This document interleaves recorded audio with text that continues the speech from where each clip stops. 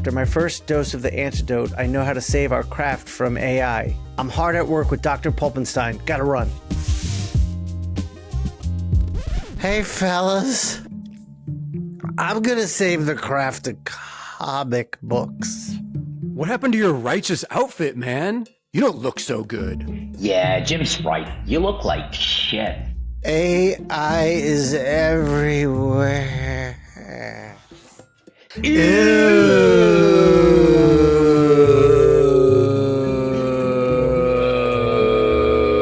This is very bad. Shawn is sicker than I thought. The craft is suffering severely. Where's my magnifying glass? Generative AI, digital shortcuts, struggling publishers are all making our craft sick, making Shawn sick. There's my magnifying glass. I am hard at work on the second dose of the antidote to help Shawn fix our craft, but he needs your help. Get the anti-AI art book. The antidote for all that ails our craft. Inkpulp Cyan is a book about our craft and the art of Shawn Crystal. Most art books are simply a presentation of that artist's artwork. But Inkpulp Cyan is a book about process, thoughts, and work that goes into every single piece Shawn creates. It is a completely unique take on the art book. It is the antidote for all that ails the craft. This 10-inch by 10-inch hardcover will set the new standard for all art books to come. Grab a copy now.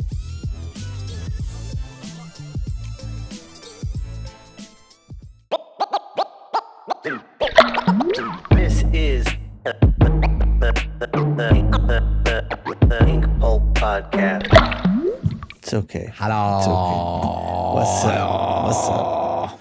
Welcome to the new look of the Inkpulp podcast with my wide lens. You can see the juggernaut. Lens. You can see my juggernaut. Yeah. You can see all your nerdy toys now. Yeah, all the books. Is that how you call your dick? The juggernaut? So now we can finally see it. That was a good joke 2 minutes into the podcast.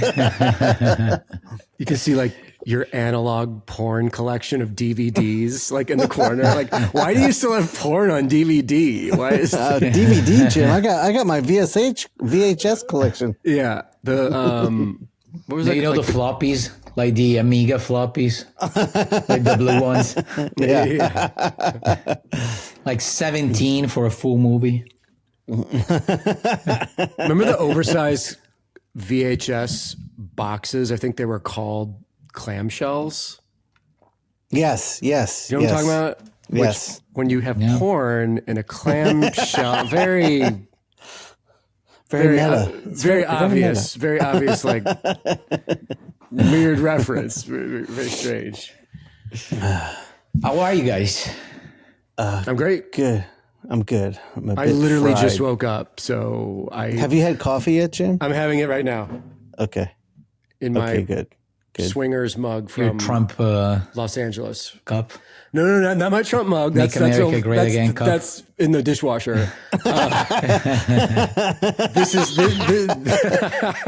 This is my favorite diner in Los Angeles, where me and my hooligan friends. Is that white power? Is that? Right. Okay, Yeah. It does have it's an American flag heart that it's kind of like America, make America great, you know. Yeah, but that's more like a 70s thing. This is a 70s thing, baby. Yeah. And the diner's called Swingers. It's for the hip cats. For the hip cats. Do a lot of swingers go there? No, but just, Hollywood hipsters and late night creeps. It used to be 24 hours, so we would go there after our debaucherous nights and eat pancakes at like 2:30 in the morning. So it was kind of cool. And I mentioned this in our last episode, I think, but that's where my friend Penny was working as a waitress, and she was my tank girl reference model. I didn't realize the shtick of Swingers, which the guy who owned it was a genius. You probably can't do this now, but all the waitresses who worked there were hot punk girls that wore like mini skirts and fishnets. Oh. You can see why me I and my wonder why friends Jim hung out would there. go there. Yeah. You can see That doesn't sound like the Jim I know. it doesn't take a genius to figure out. Like, so I'm curious because now I'm like, can they still do that? Can they still blatantly just have hot girls or is that I think it's coming back. I think it's coming back. The ability to do that. So we can have booth babes is basically what I'm saying. I think we're okay. This is the Booth Babe Show Part 2, you guys. So if you were offended by our last episode, turn off right now. We're doubling down. Yeah. So let's talk about like what's going on and where we are in our like creative endeavors. Matteo, you're I'm close to killing myself. Really close. Okay. So this might be one of the last episodes of the Inkpulp podcast for me. It's been nice. So. It's been really nice knowing you. Jesus, Matteo, man. If you're not around for the next one, Shawn and I are going to wear black armbands in your honor. Yeah. With a little espresso cup. With a little espresso. or we're just going to wrap a fettuccine noodle around our arm. Matteo, what's going on? Why are you ready to kill yourself? Man, yeah, we are in the hardest part of this whole like fucking period of hard working. Now it's the moment when I have to, give it all.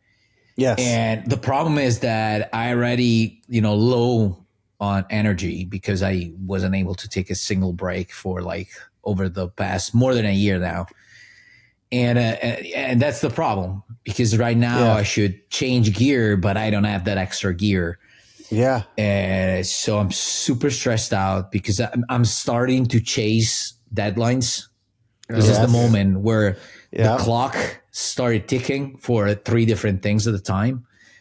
Jesus. And I'm fucking stressed out. So, especially now, like between yesterday and today, like I'm finishing all the commissions for Dallas. Mm-hmm. And the goal was I had the last F figures to do, and yesterday I was just able to do one. Like my head is so I'm exhausted and I cannot come up with something cool. And I mean, I got 2 or 3, ones that were acceptable, but not to my current standards. So I'm deciding until it's not the perfect one, I'm not gonna, accept that. The problem is that I'm still I'm still working on it.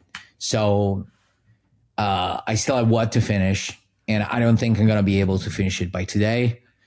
And I'm fucking stressing out because I have my script for the last Halloween.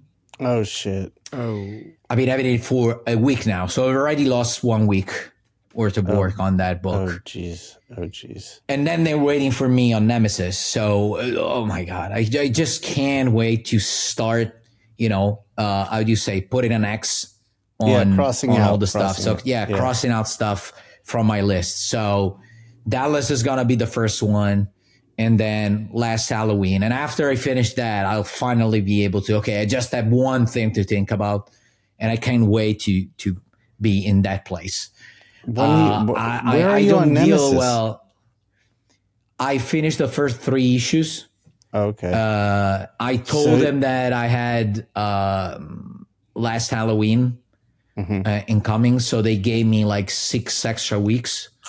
Okay. But still, I will have to work. I don't want to, stop completely. So as I'm working on the last Halloween, I'll keep producing stuff here and there for Nemesis, which is not my favorite thing to do. Like personally, I like focusing on one thing, then finish that thing and then moving on to the next thing. And then so on. And I can't do it now. And it's fucking, oh my God, the stress, the internal stress, the constant anxiety that never goes away is always there at this level. Dude, I get it. What you're feeling, where you are right now, that's been the past, like, I'd say 2 to 3 months of what I've been doing, but I'm almost through it. I think like once my Kickstarter launches and my poster is done, I'll be able to breathe a little better. It's hard, man. Jim, what about you? You're kind of in it too. Right. Well, I was going to make a joke and say to Matteo, like, it's hard being number one. You know, it's That's true. It's hard being number one. And also, man, the PDF you sent us of the first issue, the first chunk of your new Creator Own series is mind-blowing stuff. So it is. Oh, thanks, I went through and looked at all of it, and I was like, yeah, okay. Did you like the dialogues as well? Like the story unfolds. I mean, it's just the first 20 pages, so I don't know, but I also wanted to gauge your opinion on, you know, if the English in it flows well, or if you see some stuff that's clunky still. Yeah, nothing that I noticed. I would want to do a more careful reread of it, but it's like the most exciting storytelling I've seen for scenes of people talking. Yeah. Because it's all set up, so it's like, wow, man, this is it's beautifully it's just gorgeous. paced. It's just it's incredibly paced. The splash page it ends on is just like the chef's kiss to get people to want to keep reading. It's beautiful. It's incredible. I didn't have any like clunky dialogue issues. I didn't feel that when I read it. No. Good to know. That stood out. But by the way, just for the people to know, sorry to interrupt, Jim. We're talking about a thing that I'm building up. So basically, I'm printing issue number 0 on my book just for promotional purposes. So it's gonna be just a floppy 20 pages, the first 20 pages of the whole story. And we still have to decide how many I'm going to print, but it's going to be in between like 1,500 to 2,000 copies or so. And so basically they'll be ready by October, basically New York Comic Con. And from then on, I'll start, promoting this book to promote my campaign. That's when the page will finally be, the Kickstarter page will finally be active.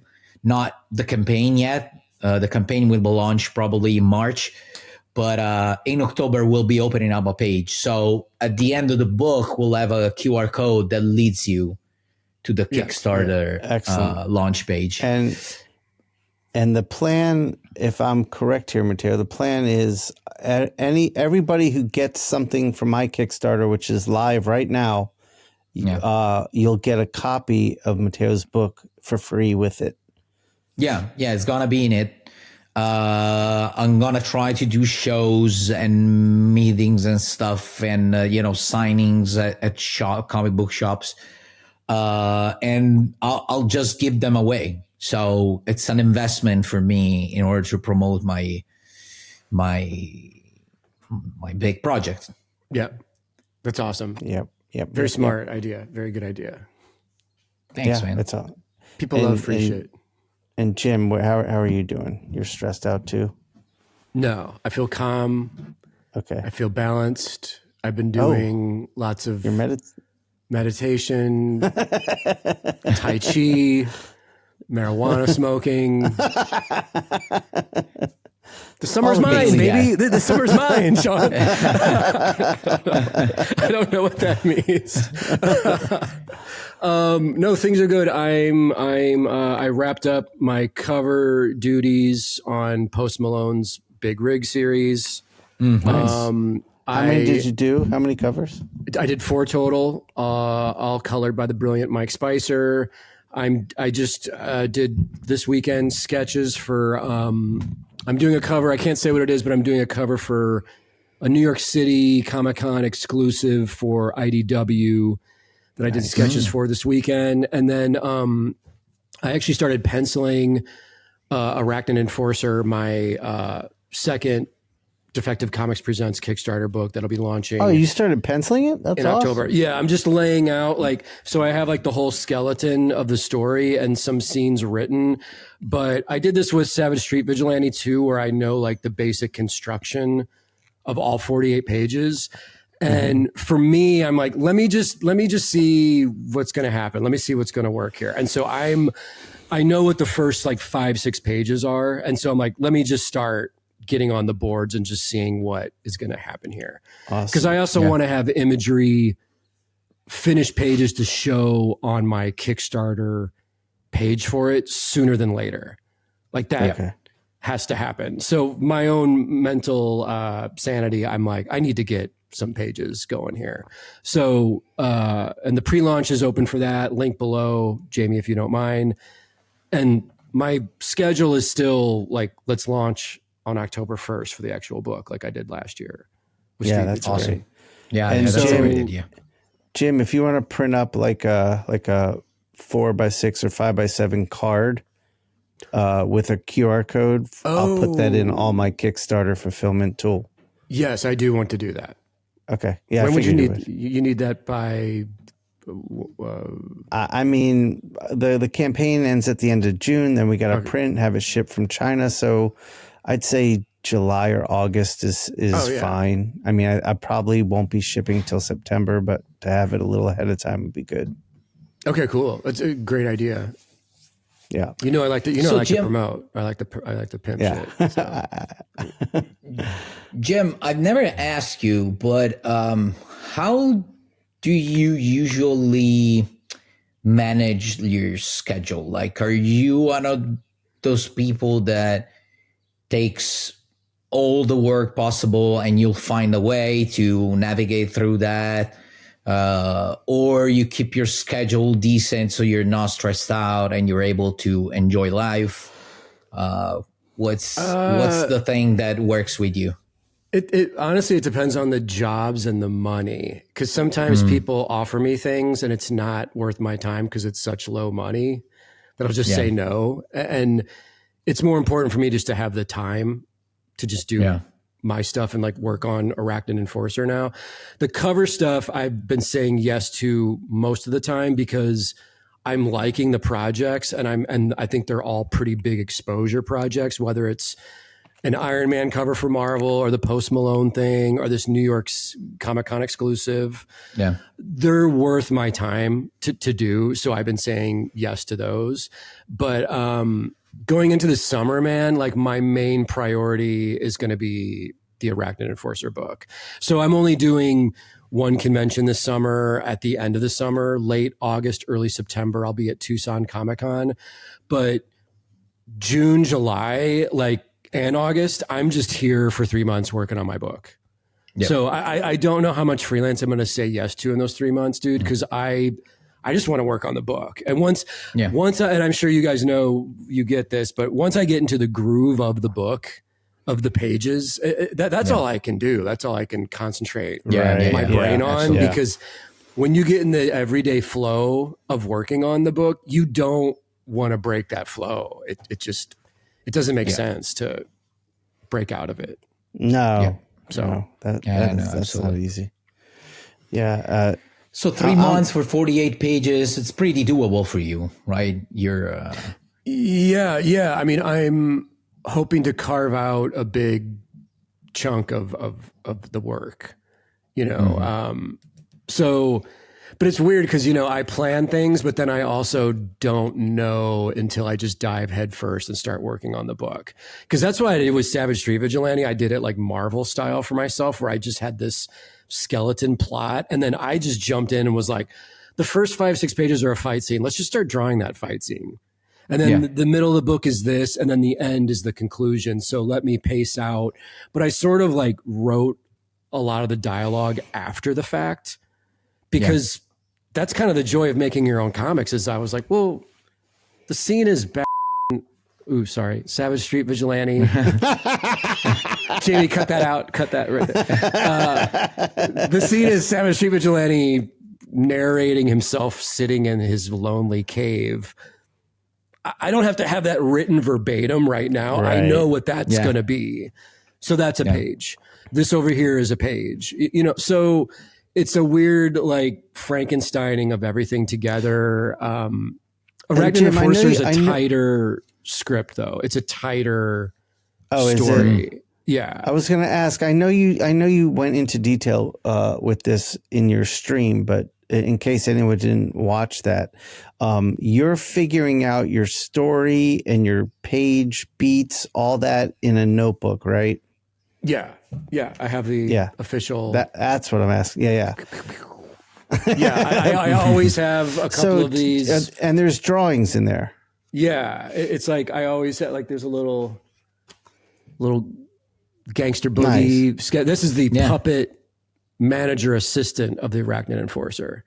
Oh, he's like a Muppet guy who handles his. Oh my God, I love this. And Shawn, he's wearing like a little Kangol. He's got gold chains. It, dude. If I get to do a variant cover, I'm definitely including that Muppet character. Yeah. That's incredible. Gangsta Boogie. Do you do little rectangles of the pages in there and say like this page, this is going to happen? And that's why do you prefer a ruled notebook as opposed to a sketchbook? Because I this feels more like studious and more like homework, but I like that feeling of, this is my serious lined notebook, high school style thing where all the research and then the blank page, the Bristol board is where like the art happens. You know what I mean? So I like the fusion, and I just like physically having this with me. Like when I just traveled to Arizona, like I have this in my bag as I'm traveling.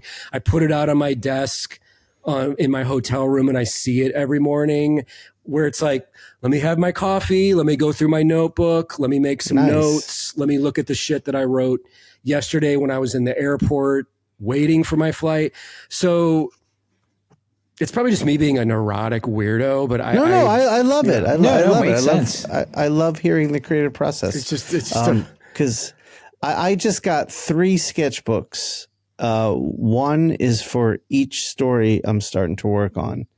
Cool. And I'm going to do the design work in there, and they're moleskins. And I'm going to also do like what you do in your notebook. I'm going to be doing in that all in one spot, design work, story stuff, little thumbnails and stuff like that. So that's why I was asking. Nice. I was curious. What about you, Matteo? You didn't do anything like that, did you? No, I write down stuff on my computer. There's still some stuff that I keep in my head, like small things that I already know that I'm gonna modify from the original version of my book. And I know they're here at this point. So I know that even if I don't write them down, I'll remember when I get there. But generally speaking, I do everything on my computer. Nice. I write down stuff. I have like 5-6 different files. One is, for example, all the names of the characters and stuff. Another one is, since the story takes place in the early 2000s, but there's a lot of stuff happening in the past, a lot of flashbacks. Then I have basically date by date things that have happened so that everything makes sense, I have basically a plot with all the scenes, all the story divided in scenes, and pages basically. Okay. And then I have a dialogues file with just the dialogues. Nice. So everything's divided. I jump from one thing to the other basically when I work. It sounds like it's very organized, but it's a lot of files. Yeah. Well, a lot. I would say like 5 or 6 files. Yeah. And at this point, like by issue number 4 or 5, I don't need anything. Like especially number 5 is the big finale. So we go back to the present, and it's just, stuff that has to happen. And and the location is always the same aside from the the conclusion, but we're in this place and it's now gonna change. So all the stuff that needs to happen happens there. So the process will be smoother definitely for issue number 5. Okay. Nice, man. And Jim, is this process you're using? I'm sorry, you were going to ask Matteo something. Well, no, I was just going to say I like hearing everyone's different style of making stuff because for people watching, it's like there's no rule, there's no one way to do it. It's just whatever you're most comfortable with and how you figure out your own groove with it. And it's like if I have a story idea, I'll record it through my voice onto my phone in like notes. But when I get home, I transcribe that into my notebook because I physically just want it in the book, the sacred book. I love people that. could be like, why don't you just have it on your phone? Or it's like, well, no, it is, but it needs to go in the official notebook. And then that's my go-to for, Have you thought about with the Arachnid Enforcer campaign offering an artist edition of the Savage Street Vigilante in which you get the comic and scans of all your process of that notebook all in one book? That is an awesome idea. Just an idea. I have had a lot of requests for artist edition, and it's just finding the printer to make that and how expensive that is. Yeah. Well, Matteo's artist edition is going to set the new standard. I can't wait to We'll see. So I don't know if you guys want to go into that. To make everything I want to make. Like we'll meet with Mean in Dallas and, next week. She'll tell us more. So she has the capability to do that. I think, as far as I can tell, Min has the capability to do anything and do it well. It's just, what's the cost going to be? Yeah. And then Matteo's got to worry about the size. We talked about that last week. I mean, we're looking at a big fucker. Yeah, because if I want to put the acetate paper between sheets, so basically each page has its own acetate paper on top of it with the dialogues. So the story is 200 pages, so it's already 400 pages. Whoa. The book. Whoa. Okay. So yeah. Okay. Also, I need to understand. I need to figure out how I want to solve the problem of pages with no dialogues. Do I still want to put the acetate paper in there, just empty with nothing? There's this kind of things that I still have to figure out. A lot of options. Yeah. I mean, there are some like artist editions I have with the acetate layover. I'm pretty sure Born Again has some acetate layover in it. Yes. Yeah. Yeah. I just got some good artist editions. They are having a 50% off sale at IDW. Oh shit! Don't tell me that. It's still going on. Always temptation. Justin Stewart, my boy, always hits me up when those sales are happening. I'm like, why are you telling me this? Is that why you have so many? I'm a sucker, dude. I can't not buy them. Well, dude, last time I was with you at the comic shop, I flew home with an artist edition because I'm such a dumbass. Yeah. But that's a man. I've been pulling that book out. That has some acetate in it too. That one does. Yeah. Dead Man, Kelly Jones. Yeah, Dead Man Kelly Jones. I just got the Kevin Nolan Marvel one, which is fantastic, and I got the it's a Mike Mignola Hellboy one. Oh, is it Hellboy in Hell? Yes.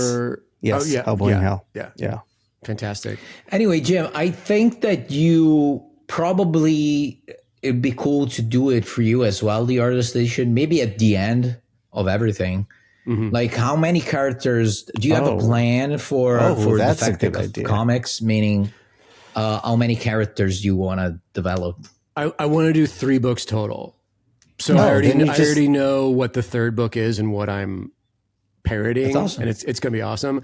So that is my plan. You got to tell us that off camera. Tell us that off camera. It's totally obvious when you hear it. You'll be like, oh, sure, of course. I hope it's not the same one I'm planning on doing, but go ahead. Okay. But the goal would be 3, and then figure out if I want to continue after that. But I already have like Savage Street Vigilante Part 2 plotted. I already know what it would be if I decide to do it. Because I think I know who it is now. It ends up with him in space, and it's like, oh well, shit, a space adventure, like that's a no-brainer. So I already know what the story of that would be. Okay. So honestly, man, it's just if people are interested and still want to keep buying this stuff, I would keep doing it for a while because I love just writing and drawing my own material. It just feels like the best fit for me. Yeah. I so agree. it even if I got offered something by a big company, it's like, well, I don't reject entertaining the idea of doing that, but like, what are the circumstances? What's the level of control on their part? It's just, to me, man, this is the future of comics for me, is just doing what I'm doing right now. Just doing my own shit. Yeah. Me too. So fun. I'm excited. Once things calm down here, I can start to, like, I'm going to take, like, I think July, I'm just going to, like, go into the tattoo shop 3 days a week, do the shows that we have, and just kind of let my mind, like, come down from, like, the class, the Kickstarter, the learning to tattoo, like, all that. And then I'll have a full battery charge. And then what I want to do is, it's going to be 4 issues in total. I'll put out probably one a year. It'll be a hardcover, like European edition. Like, imagine an EC comic, like a hardcover European style. So it'll be an anthology of stories, and I'm hoping I can get you guys to jump in and do a short story of whatever the fuck you want there. Yeah. But I'm going to have 3 stories in each book, and that's why I have the 3 sketchbooks. One is going to be a bootleg. One is bootleg-ish, and then one's completely just creator-owned. Right. And then and then also I have a character, like my own crypt keeper, who will be throughout the stories. And I just want to make this like a beautiful, like, book with, like, cool design and stuff in it. So that's my plan. I'm just starting to, like, just. So it's almost like your own anthology for yourself. Yeah, each book is divided into 3 stories. Well, no, but because a guest can come in and do one of those stories, is what you're saying. Well, it'll be more than 3 stories. So, like, I'll have my 3, and then, like, if you guys want to do one each, or you want to do one in each issue, whatever you want to do, I'll get it in there, and then I'll also have, like, you know, like the interstitial stuff of the narrator or the crypt keeper, which will be Dr. Pulpenstein. Okay, just to put it out there. Dr. P is coming back. But Dr. P in the first one creates this thing that then becomes my crypt keeper, which we'll see later. Okay. But so that'll be kind of throughout. And I want to do, like, fun little things, like where maybe there's, like, a little stick figure, like, chasing someone with an axe through the bottom of each story, like make a little story across the bottom of the page throughout the book. Sergio, you know, like, Aragonés. Yeah, exactly. I want to I want to do fun stuff like that, and it's going to be black and white. Awesome, man. Nice. Yeah, it sounds great. Yeah, so that's my plan. I'm going to do a chocolate man. milk bandit story for you, Shawn. Yeah, whatever you guys want. Like, I want this to be like Inkpulp family. Like, that's cool. Just fun, good comics. Awesome. I love it. Speaking of projects and all this kind of things, there's a question that I've been meaning to ask you for a while. Maybe I told you a few weeks ago, but I would love to talk about it. So the question is, can you name, like, let's do the classic, like, 3 books, things, whatever it is, that would be your dream project, like something that you would love to work on.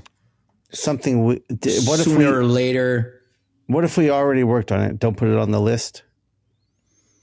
Well, yeah. If you already worked on it, yeah, absolutely. So, or if you have other stuff that you haven't done, but you would love to do. Gotcha. Jim, you wanna lead this off? Well, yeah, I mean, it's kind of obvious because I'm already making these as my parody books. But if I had a chance to revisit Spider-Man at Marvel, like, that would be the shit. Ghost Rider would be incredible.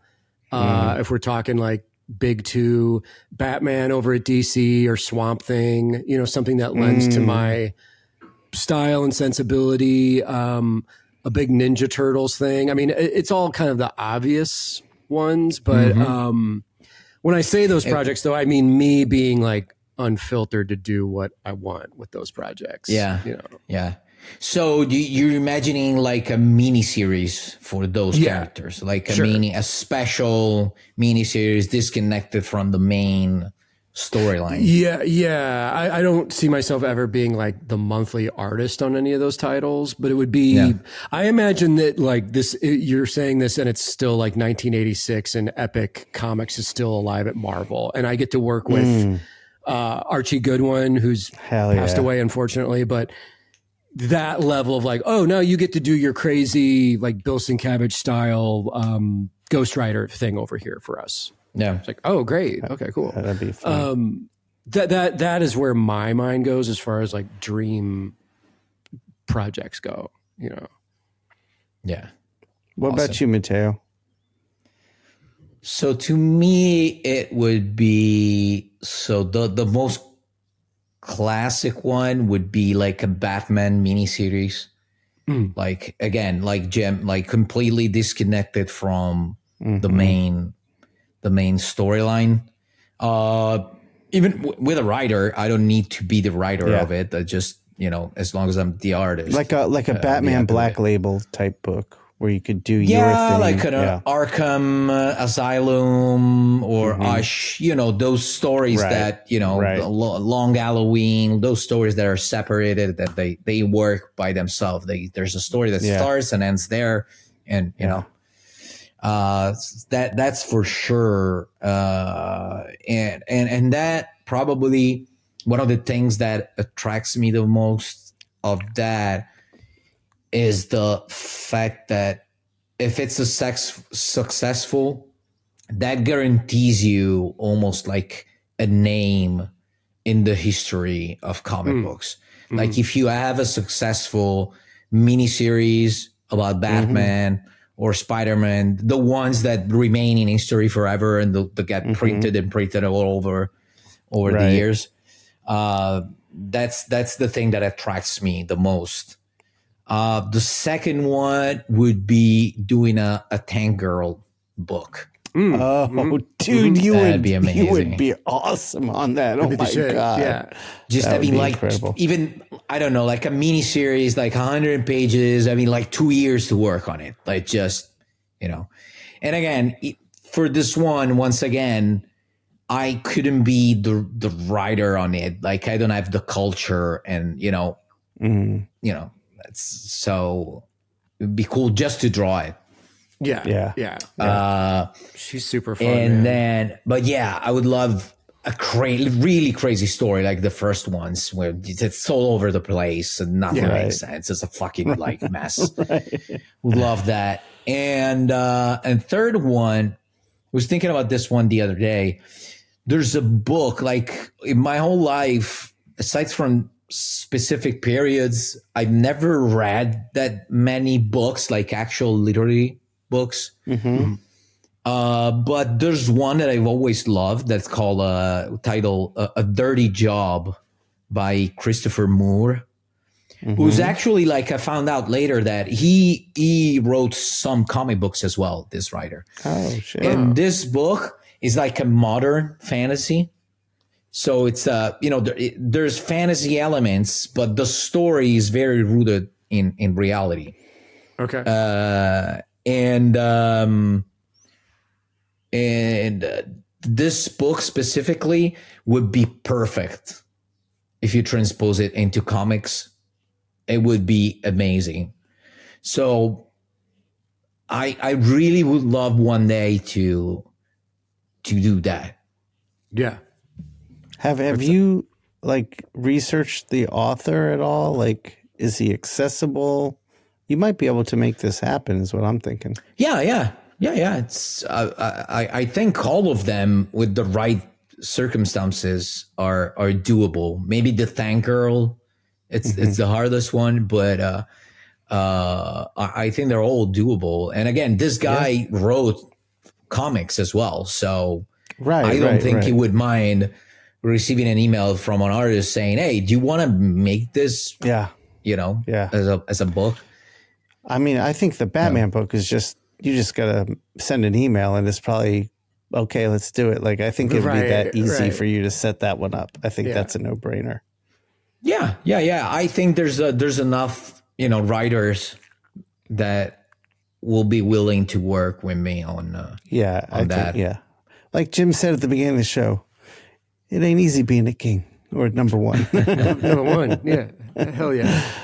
How about you, Shawn? All right, so I would love to do a mini series with Batman, Etrigan the Demon, and Swamp Thing all in one story. Oh shit! Like, that's something I would love to play with. Like, tap into more of the like dark spirit driven horror side of Gotham with those characters. I would love to. I mean, the big thing is I never got to touch Spider-Man, and that's like what got me wanting to do this when I was a kid. So I would love to get my hands and do like a painted Spider-Man book. Like, that's one I would want to paint. Oh yeah, that'd be amazing. And I would love to do a Judge Dredd story. Oh yeah. Oh shit! Yeah. Like, that would be fun. And then one more, if I'm going to add one more, is I'd love to adapt any Elmore Leonard novel to graphic novel form, but one in particular I'd really like to adapt is called Tisha Mingo Blues. Because I remember reading that, like, I could just like see it all unfolding. But with the Elmore Leonard books, you get to like design these iconic characters, and that would be a lot of fun. Yes. You guys both mentioning books, novels. The other thing I would say is if I could adapt any Hunter S. Thompson. I was just going to ask that. And it's interesting because. But which one, Jim? Do you have one in particular? Well, I mean, Fear and Loathing would be the obvious one, and it's interesting because on the campaign trail. I'm just kidding. No, the Las Vegas. I know. Campaign trail is pretty amazing it's too. Wild. Yeah, it is. But shit, I'm trying to remember his name. The original owner of IDW. Was that Chris and Ted? Ted Adams. Yeah. So years ago, I wound up just doing the cover for the first issue of Fear and Loathing in Las Vegas because IDW did a mini series of it, and this kid Troy Little adapted it and drew it, and I think he did a good job of it. But his style is very cartoony. I was talking to Ted for a quick second about doing the book, but Ted was like, "Hey, listen, I am going to be very heavily involved with this, with art directing you, and I worked really hard to get the license from Hunter S. Thompson's estate, and I'm going to be really hands-on." And it just kind of scared me away from the project. I was like, "Oh, really? I don't." The way he and so I wound up just doing the cover for the first issue in my crazy painterly Stedman style, and that cover wound up kind of taking off, and it's worth a lot of money. That book is that first issue, but nice. It's something I sort of regret, but I also, I don't know. It would need to be done in the right way. Like, I just didn't know Ted well enough, and if it would have been an editor like Bob Schreck, who was working with me on Fear and Loathing, or Archie Goodwin, or someone, I'm like, well, I'm willing to talk to you about it every day or take notes from you, but I didn't. Yeah, it sounded almost threatening the way he was like, well, this is my baby, and we're gonna. A funny story. My very first job that I got, it was for Wildstorm. Ted and Chris wrote it. And after that, they went on to form IDW after we worked together. And let me just say, I mean, Ted and Chris Rael and Robbie Robbins, the original IDW guys, they were never nothing but great to me. And I did a couple art books through them. Great. They bought original art for me. They're awesome. I'm just saying, back at this time, it was 2010 or something when we were talking about it. Me at that time was like, oh, I don't know if I like the sound of that. So I was probably too young and too much of an idiot. But even now, like the idea, like I don't know. I try to put myself in your shoes, and the idea of having a new like dance partner, let's use this term, And I mean, there might be a chance that the collaboration might be a rough one. Like, I don't want to put myself into that. And it's not necessary because the other person is bad or is doing a bad job. But if you don't click with a person, but you're forced to work with them, and especially from an artist perspective, because the artist necessarily, because that's how the work is done, comes after, because it all starts from the script. So especially in the position of an artist, it's might be, it might become a really rough experience if you don't click right away with your partner in crime. Let's put it this way. Yeah, completely. Yeah, I think your instincts might have been right. I mean, nothing against Ted, but here you get to do a Hunter S. Thompson book. You want to be free to be you and do your thing. And I mean, that's what's helped you get where you are, is you being you. And to work on a project where you're trying to fit, like I've been there, where you feel like you're trying to fit yourself into a shape that isn't you. It sucks. Yeah. And it just turns it into work, and it's rough. Yeah. And especially, man, if I was going to make a mixed media, like Stedman-esque style, Fear and Loathing book, page by page, it's like, well, this is all going to be done analog. If there's corrections and all these revisions and shit, it's like, how much work are we talking about here? Like, again, my faculties at that time, it just seemed like, I don't know, this sounds too overwhelming to take on at this point. Also doing a book of Fear and Loathing that became like incredibly famous, especially after the movie. And the movie became, a symbol. Like everybody remembers how the characters are dressed in specific scenes. Him in the desert with the old scarf in his face with the thing. I don't know if I would do that, because there's so much iconic stuff that already exists out there about that project. Yeah. So anything that goes another way, I don't know how people will. For me, the Ralph Steadman illustrations in the novel, like that just defined it for me. I would be horrified to try to pick up on that. Yeah, but it's big shoes, man. It's big shoes. Yeah, but I would be fine with trying to do illustrations for Alice in Wonderland. That is something I've always really loved the idea of. And Steadman did some incredible stuff for that too. But that doesn't intimidate me like Fear and Loathing does. Yeah. Fear and Loathing is now a pop culture thing and a pop culture reference point.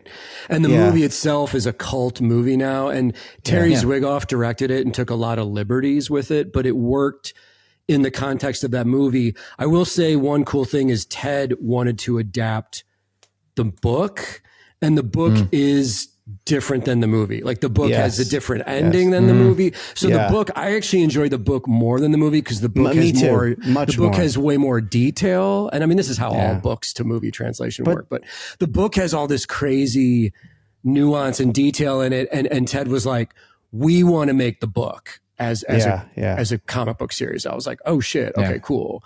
Jim, how old were you when you read that book? Oh, probably 17, 18. Yeah, like freshman year of college. That blew my mind. Yeah. The illustrations, the book, like I was just like, what am I reading? This is wild, man. Yeah. And then I went and saw the movie and was like, I can't believe they made this movie and it's released as a mainstream movie, because you're a normal person who went to go see it because of Johnny Depp was just like, what the fuck? Like, what? It's just the whole movie is just a drug trip. I mean, and they do seem like they're on drugs for real. Yeah. And they're not. I've seen behind the scenes stuff and they were like, no, we were straight when the two main guys, Benicio and Johnny, but they're like, no, it's acting, dude. But yeah, it feels like a drug trip. It feels uncomfortable. So it is funny that it was released to the masses that way. But yeah, it's something that, but again, now my brain just goes to, well, just make your own Fear and Loathing type book, without it being Fear and Loathing. That's what I was going to say. And Hunter appears in most of my books anyway. Jim. Like he's in Savage Street Vigilante. He's in Girl Scouts Magic Socks as this little character that shows up from time to time. So I'm already using that iconography in my work anyway. And you use Gonzo a lot. Like you use the word Gonzo a lot. You know what? I have the idea for you, Jim. Yes. When we do our Inkpulp tour next year, just do a autobio journal, comic journal of that experience, and that'll be your fear and loathing on whatever. On the Inkpulp tour. Fear and Loathing on the Inkpulp campaign. Yeah. Drugs and homosexuality around the States. It's gonna be called. We all have to wear Hawaiian shirts for the whole tour. We all have to wear. It's gonna be called Me and My Two Gay Friends. Three, because Jamie's gonna be there. So right. We'll need to borrow some guns from Ali, Shawn. We'll get some weapons. Like make it so dangerous, so unnecessarily dangerous. Like we've got guns. I don't know. We've got Hawaiian shirts. Dude, if the tour kicks off at OAX, it starts in Orlando. There isn't a better place to start the madness than Orlando, Florida. That's very true. Oh my God. True. Yeah. Yeah, that's crazy. Someone dies on the tour. Someone from the crew is like, Shawn, I lose a finger. Like no one knows why, but Jamie gets stuck in prison in America and can never go home. He never talks to us again. It's just like I went to America for the very first time. I was arrested, and I've never talked to the Inkpulp guys ever since that. That's the end of our relationship. We go to the Everglades, and Matteo decides this is home now, and he just disappears into the swamp. And then the sequel is like our Apocalypse Now, where we have to go retrieve Matteo from. And you only hear stories about me, and you never see me until the last 30 minutes of the movie. You know what? One more comic property I would really enjoy working on is Uncle Scrooge. I think I would love to do that. That would be a lot of fun. Who's making the new Uncle Scrooge books? Who has that license? I don't know, but Jason Aaron's writing it. Wait, it would be Marvel, is Jason right? Aaron Disney writing everything at the movie? I think so. I mean, it's got to be Marvel, I would guess, right? I mean, it's Disney. But I know Jason's writing it, and I saw some covers that made me think like, oh man, that'd be fun. When you say Uncle Scrooge, you mean Christmas Carol, or there's more stories? Oh no about the Uncle Scrooge McDuck, like the Donald, Scrooge McDuck. Oh, okay, gotcha. Oh, the classic Disney comic property. Yeah, got it. The straight up adventure comic. Yeah. Zio Karl Marx Paperone, era, we call it in Italian. Wait, what do you call it? Zio Paperone, like Paperona. Paperone is big duck, so Uncle Big Duck. Nice. You're close to saying something else there, buddy. Uncle Big Dicks, the guy who used to bring me when I was 5.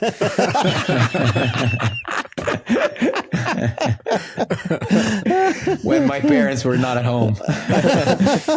I don't know. We all got that uncle, right?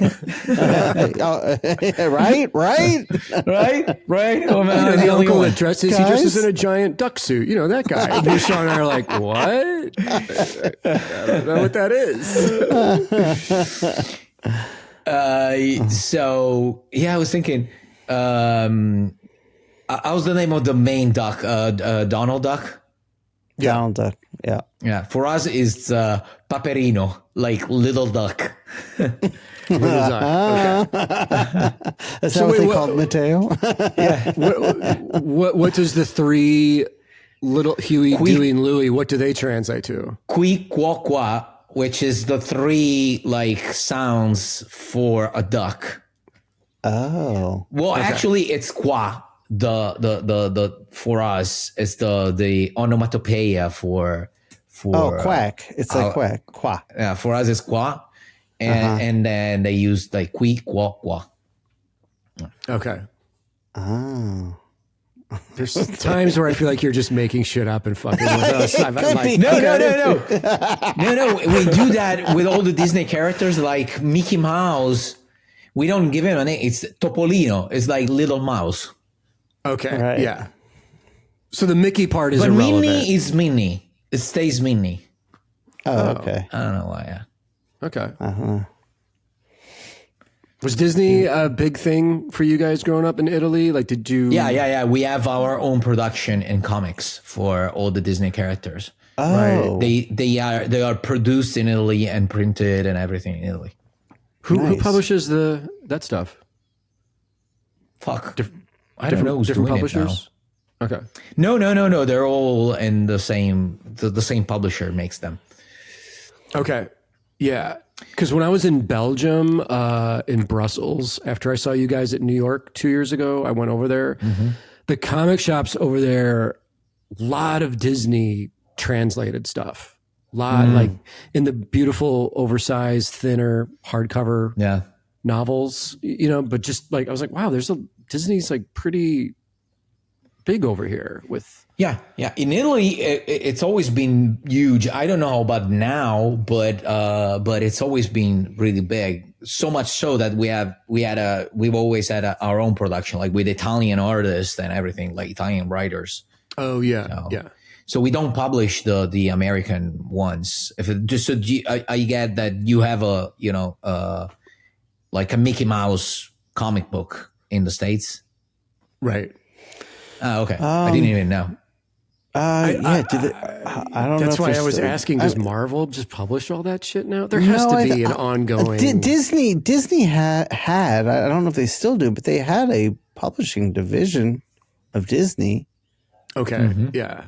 That makes sense. But they would I do like think- graphic novels, like bookstore Yeah. stuff, not Yeah. floppies.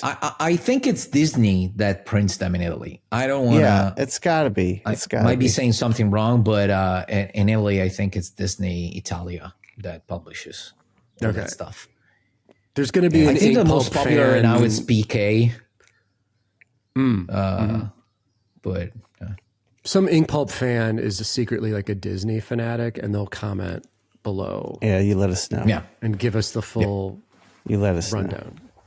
yeah. All right. So, but before we close it up today, I want to tell everyone it should be still going on. My Kickstarter campaign is live right now. It's happening right now. It's going on. But if I have a link that is to a secret tier level that you can only get to through my link for the Inkpulp community that allows you to get the book at a really nice discount. It's my VIP Inkpulp community discount link. It's below, and it's anyone can click it and go grab it, but you get a really nice discount. I wanted to give all the community like a special pricing, and this new Kickstarter feature just showed up, and I was like, this is going to be perfect. So it's a little thank you to all you guys for always being supportive of everything we're doing, and you can get the book at a nice discounted rate. Hell yeah, man. Congrats on that campaign. Look at those numbers. Yeah, man. Jesus. 1 million, 2 million, 3 millions. See? I can't even keep track of all the millions that are. Inkpulp Island is becoming a reality. We'll soon be living there. All your wildest fantasies will come true. Actually, maybe that's what the No anthology baby I'm doing. oil allowed. No baby oil allowed on the island, you guys. We're not going to get thrown in jail. We're not getting canceled. Maybe that's what the anthology should be. It should like the Crypt Keeper character should live on Inkpulp Island, and people come to the island, and these are the stories like Fantasy Island was. Dude, Shawn, Inkpulp presents Tales from the Baby Oil Bottle is the anthology. Probably a terrible idea. Let's not just cut that from the show. Yeah, I think we try. Tales from the Dum Dums is probably the way to go. Yeah. And before we go, I want to just again give one last plug on my my issue number 0 of The Fourth Father, which is my book. So as we said at the beginning of the show, we're gonna print out a bunch of copies to give away. We're gonna be giving them away either at shows or it's gonna be tied to Shawn's campaign. So whoever buys anything physical from Shawn, they'll get a free copy in there. Yep. Or if you buy stuff, probably I'm gonna get organized on Essential Sequential, the website that sells Shawn's and my original art. But still, you'll be able to read it digitally. So as soon as I have the file and everything, you will be able to read it via newsletter to my website, matteoscalera.com. So please sign up, and soonish you can get a free digital version of that book.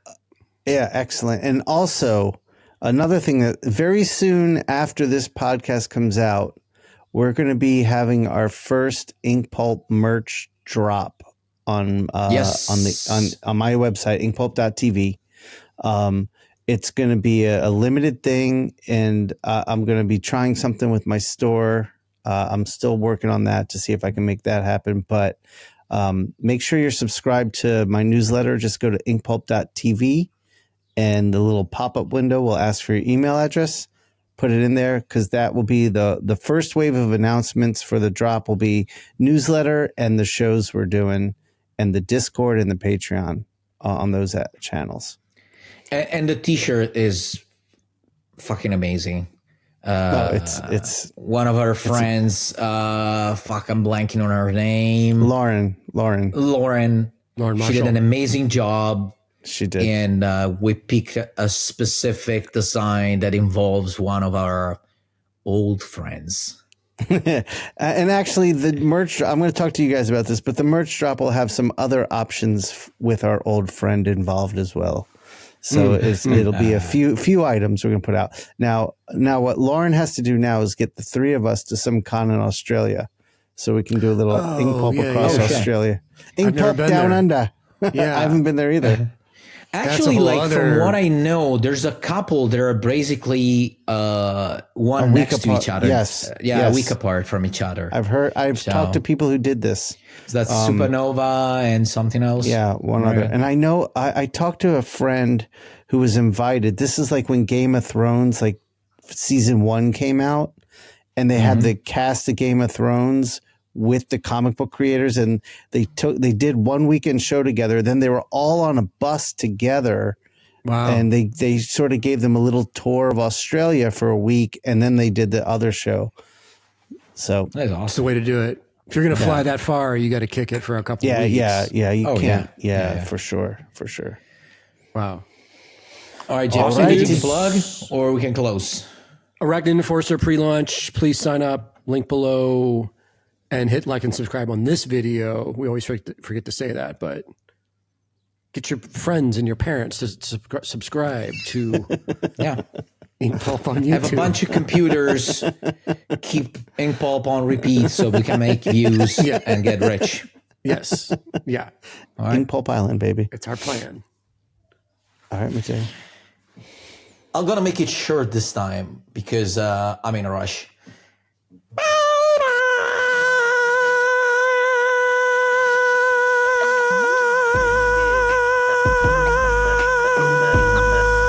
The Inkpulp Podcast.